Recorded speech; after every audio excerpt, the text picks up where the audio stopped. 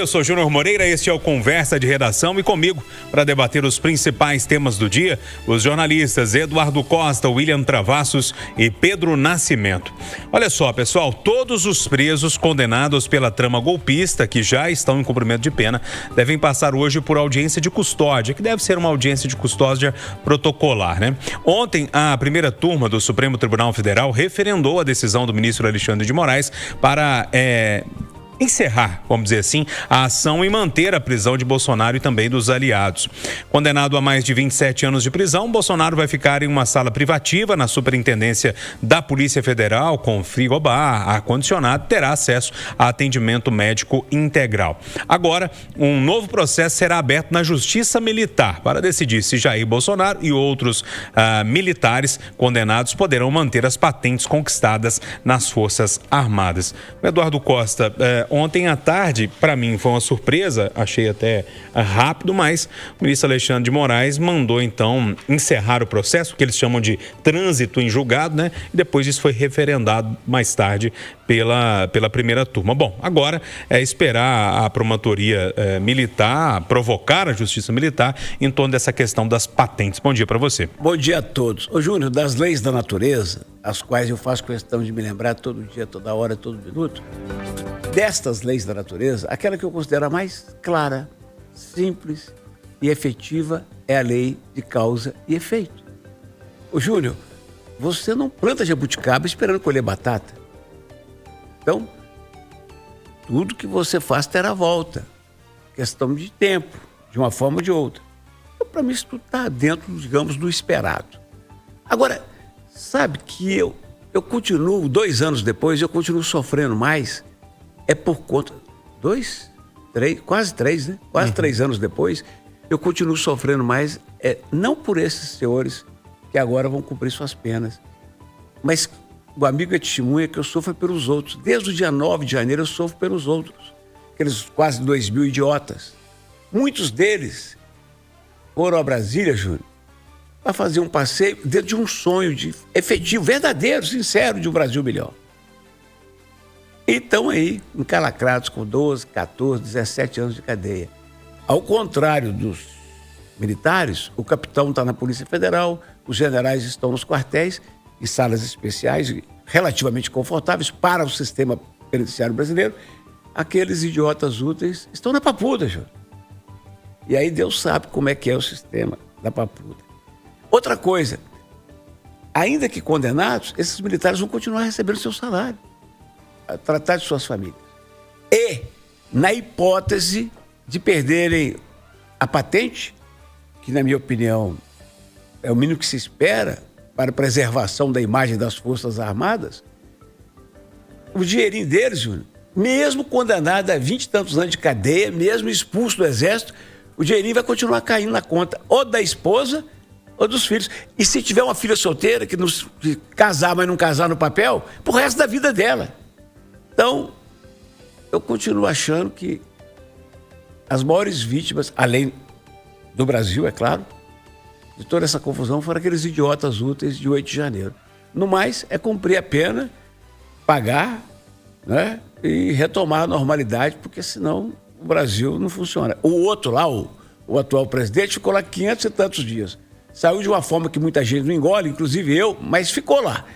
Esse agora, pelos cálculos, né, se ficar 6 anos, se não houver mudança no curso da história, se ficar 6 anos, ele volta a ter o direito de ficar em casa.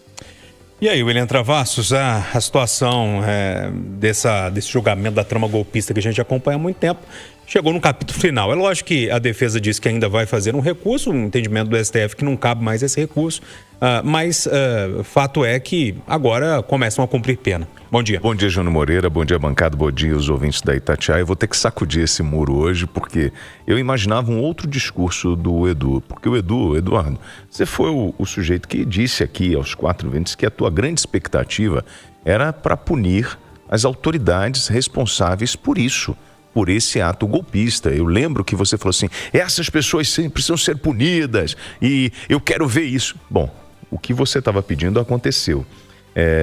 Entendo a sua preocupação com aqueles que participaram dos atos golpistas, né? E dessa diferença que você traz na forma de tratamento, mas isso está dentro do rito, porque são autoridades e possuem as suas patentes.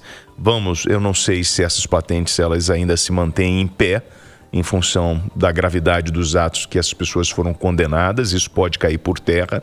Agora é fato, não tem ninguém. O cara da Marinha vai cumprir numa estação de rádio de segurança máxima, que foi modernizada agora, ninguém tem acesso, tem um controle, um rigor absurdo, né? Ele não vai para a Ilha das Cobras, onde você tem lá o militar da Marinha cumprindo pena, né, por crimes comuns, enfim, ele vai ficar numa área diferenciada.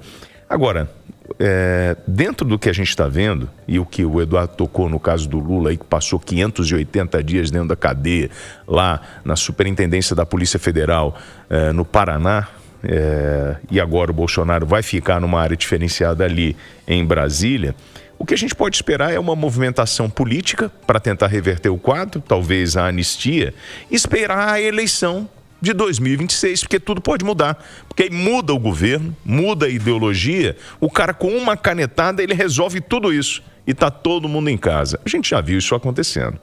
Ô Pedro, a repercussão em Brasília intensa, né? De um lado e de outro.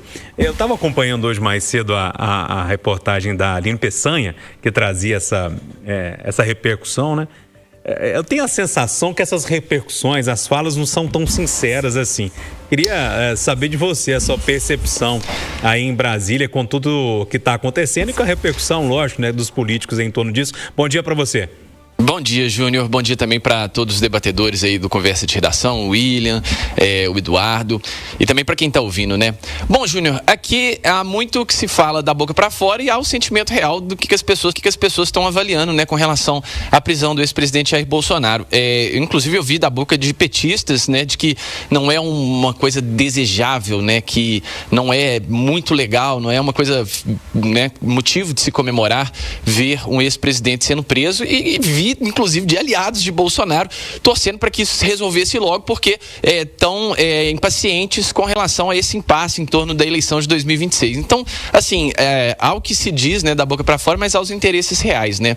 E o interesse real que havia aqui em Brasília em comum com todo mundo é que esse processo já estava se alongando demais e que o ministro Alexandre de Moraes já não tinha mais motivos para não decretar o início do cumprimento dessas penas. Todo mundo já havia sido julgado, todo mundo já teve o amplo direito de defesa, né? Os advogados tiveram aí o tempo para apresentar os embargos de declaração, né? A gente ainda está num período ali que pode apresentar os segundos embargos declaratórios, mas isso aí é só um blá blá blá jurídico ali para poder tentar reverter uma coisinha ou outra, uns 2 ou 3 dias na cadeia, mas no mais é isso.